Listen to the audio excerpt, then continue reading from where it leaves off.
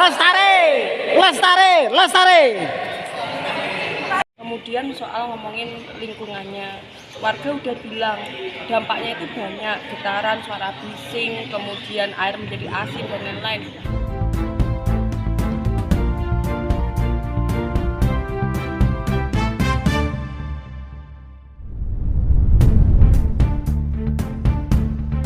Walhi Jawa Tengah gelar diskusi publik dengan tema potensi energi dari Dieng untuk siapa, menimbang peran dan dampak bagi masyarakat.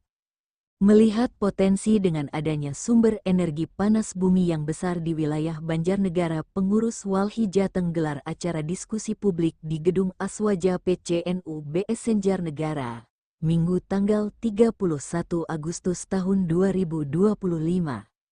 Diskusi dihadiri oleh narasumber pengurus PCNU Banjarnegara Fadil Kartono MPD, Kepala DPKP LH Banjarnegara Herina Indri Hastuti SPT MC, selanjutnya wakil dari Baperlitbang Banjarnegara Nur Wahid Rido, SSTP, MT, dosen Kesehatan Lingkungan Politeknik Banjarnegara Tri Suryantoro, SKM, MC, Kabid Hukum Walhi Aditya Pramandira dan perwakilan dari Organisasi Muhammadiyah Gunawan Sriwibowo SSOS, Walhi Jawa Tengah, BEM dari beberapa perguruan tinggi di Banjarnegara.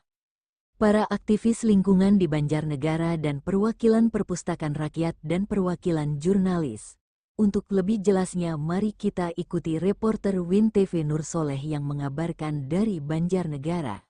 Itu masyarakat sekitar Banjarnegara paham gitu. Karena memang dari 2019 teman-teman memulai belajar dan juga edukasi ke beberapa warga, malah isu-isu di Dieng terkenalnya malah luar kota Mas.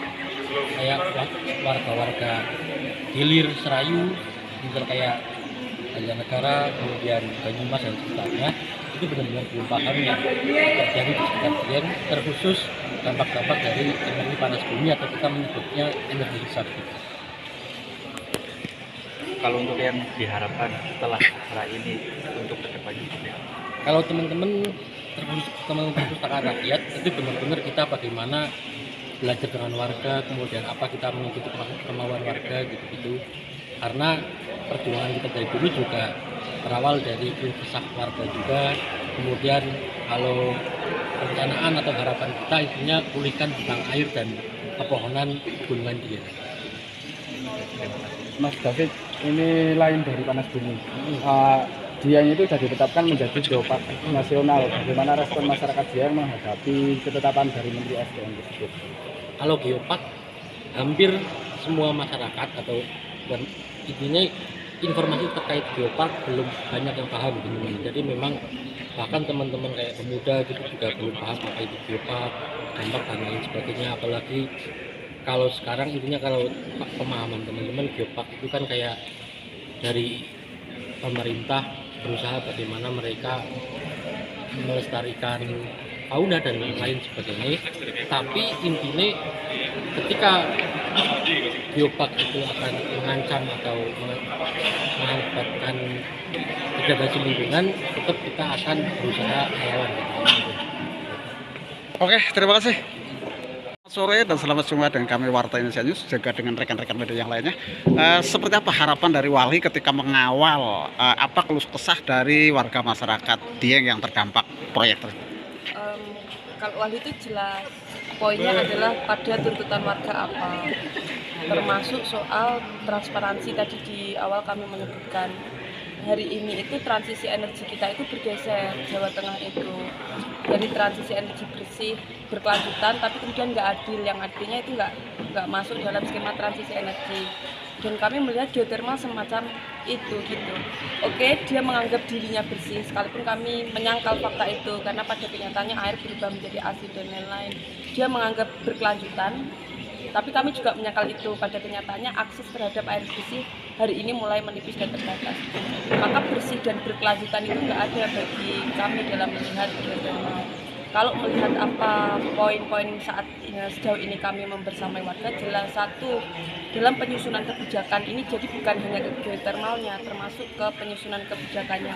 Penyusunan kebijakan ada KLHS, ada AMDAL dan lain-lain, maka partisipasi warga itu penting untuk dilibatkan. Partisipasi bermakna, bukan hanya sebatas perwakilan yang dapat tanda tangan selesai gitu. Nah itu kan bikin konflik, selanjutnya kan dimulai dari itu. Kemudian soal ngomongin lingkungannya, warga udah bilang dampaknya itu banyak, getaran, suara bising, kemudian air menjadi asin dan lain-lain. Tapi itu kemudian tidak menjadi pertimbangan untuk melakukan evaluasi terhadap GDIPA yang selalu dilihat hanya manfaat ABCD, tapi kemudian manfaat itu diperuntukkan kepada siapa? Toh warga sekitarnya pun tidak merasakan dampak yang begitu signifikan dan menambahkan konflik baru. Maka kami melihat bahwa adanya proyek ini, di lain orang melihat manfaat, kemudaratannya itu juga banyak. Kalau tadi disinggung pertanyaan diperbaiki atau tutup gitu, kami melihat bahwa ini industri besar energi, dia sirkuit kapitalnya padat, dan kemudian dia tidak melihat esens kerusakan lingkungan dan keadilan bagi warga. Maka untuk pilihan tutup atau perbaiki, kami lebih melihat ini tutup. Kita ada kasus di Brasil, Swiss, kemudian ada di Sirius Amerika dan lain-lain, menyebabkan kerugian gempa bumi yang besar. Fluida masuk di mesin injeksi itu pemanasan, bikin kohesi ikatan batuan itu melemah, yaitu bikin gempa bumi. Enggak hari ini, jangka untuk generasi yang akan datang. Jadi Wali melihat ini bukan solusi dari transisi energi, ini solusi palsu, dan perbaiki atau tutup, kami bilang tutup. Tapi perlu diingat bahwa Wali bergerak bersama apa tuntutan warga. Teman-teman, tambahan? Terima kasih. Warahmatullahi wabarakatuh. Selamat jumpa kami dari rekan-rekan media. Alhamdulillah pada hari ini kita mengikuti diskusi publik dan konferensi tentang potensi energi dari Dieng untuk siapa, menimbang peran dan dampak bagi masyarakat. Kesimpulannya seperti apa, Bu?